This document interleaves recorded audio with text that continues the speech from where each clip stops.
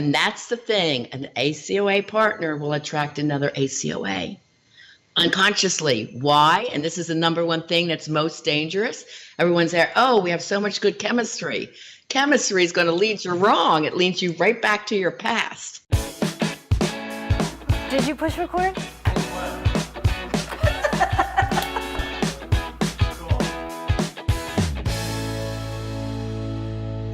Thank you so much for tuning in again to Our Second Act with Paige and Silka. Riana Milne is back with us talking about love, life, and relationships and how childhood trauma, how we carry that into our adult relationships. So Riana, welcome back to our program.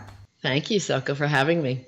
What I want our audience to know before we get back into it, you were a love coach, life relationship coach on a television show. Tell us about that real fast. Yes, it's really exciting. It's coming out this week. It broke September 26th. It's called Radical Dating, Finding Lasting Love Over 40.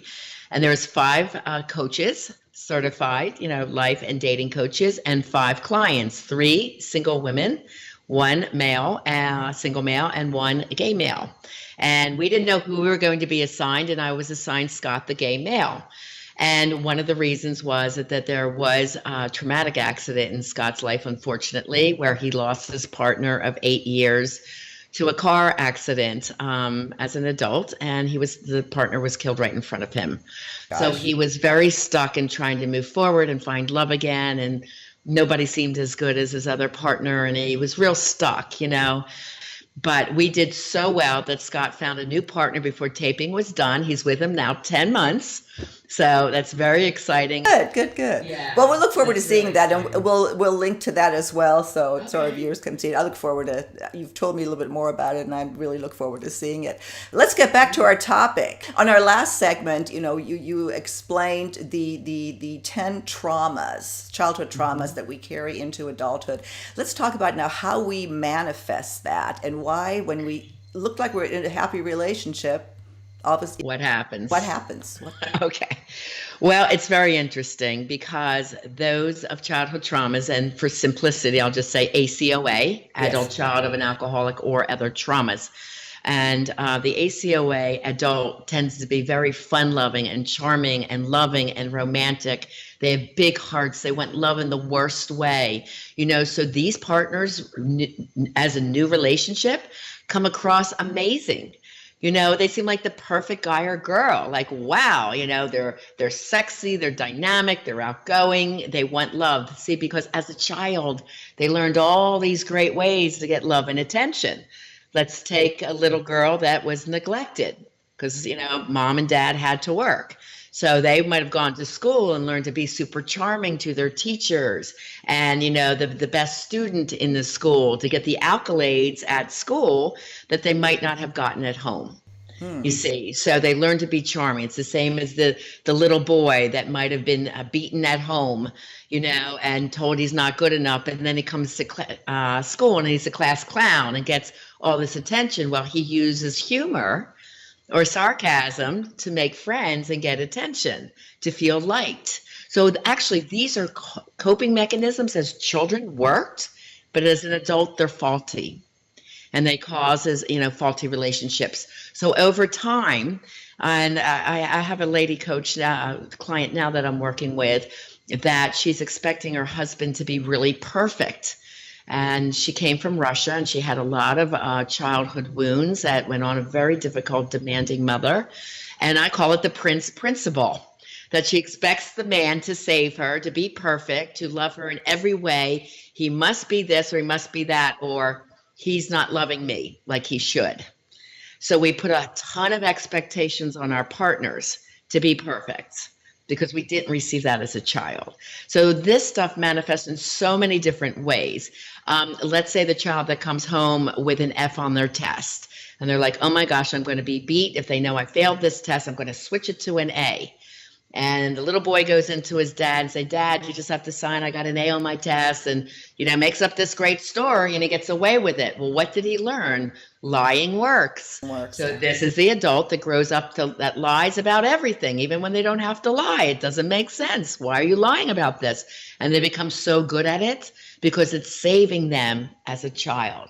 Wow, that worked. And, if mom or dad's going to yell at me, I'm going to lie again or be charming. Now, this is the woman that's a people pleaser. Let's say mom and dad were fighting, or mom was very difficult. They learned to be kind and charming and just stay out of the way and do everything around the house that would be perfect. People please, so they wouldn't get yelled at or punished.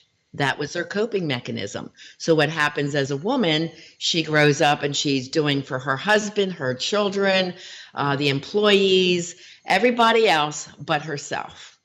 And these people, it's very hard for them to say yes to themselves. How do you recognize that, though? If you're in an unhappy relationship, as a lot of women and men are, especially if it's a long-term relationship, there have been lots of issues, even if it's a good relationship. How do you recognize that and know that maybe they should call someone like you or take action? Well, I teach my people, my courses are both life coaching and then relationship coaching second. Why? Because we have to take care of the childhood traumas. We have to make the unconscious conscious. You can't change what you don't understand. That's my favorite quote.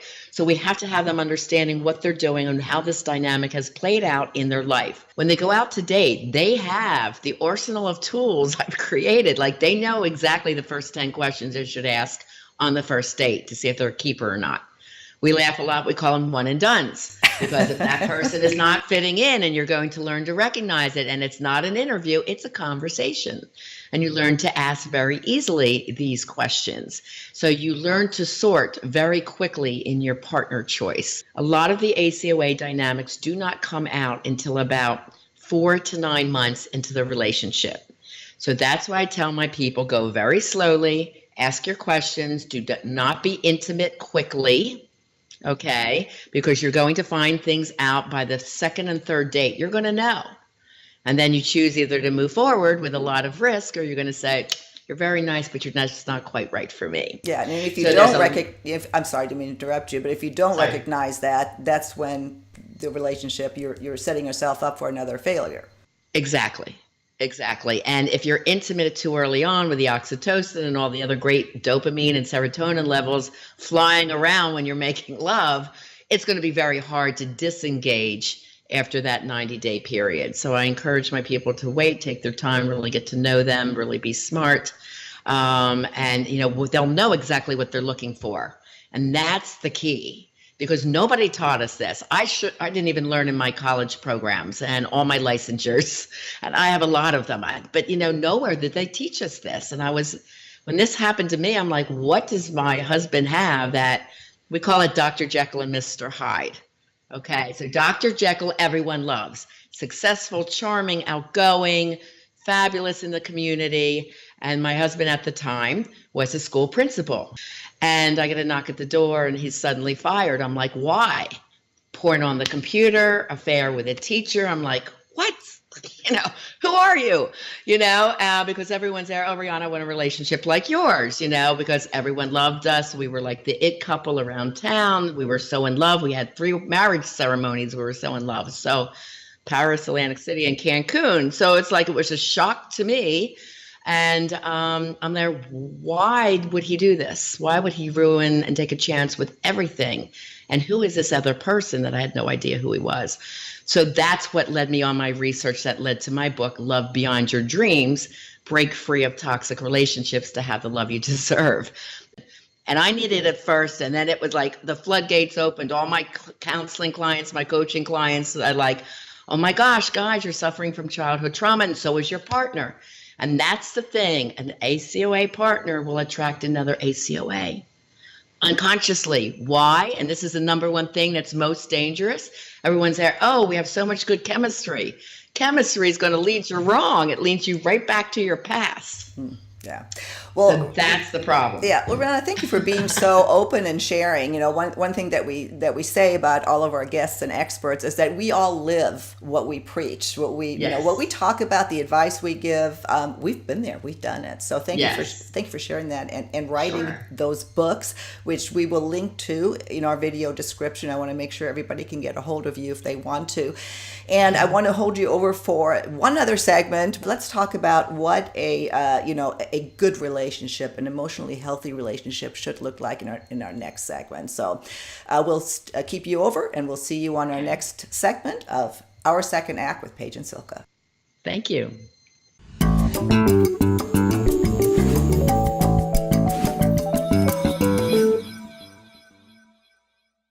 Thanks so much for joining us today. If you haven't already done so, please just take 1 second and subscribe to our channel. Button's right over here. And for more videos on finding love after 50, please visit our website, secondact.tv. And we'll see you soon on another episode of Our Second Act with Paige and Silka. Thank you.